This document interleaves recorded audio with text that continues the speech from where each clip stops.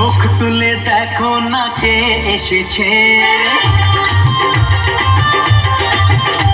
আরে নতুন করে আবার বিয়ের সানাই বেজেছে।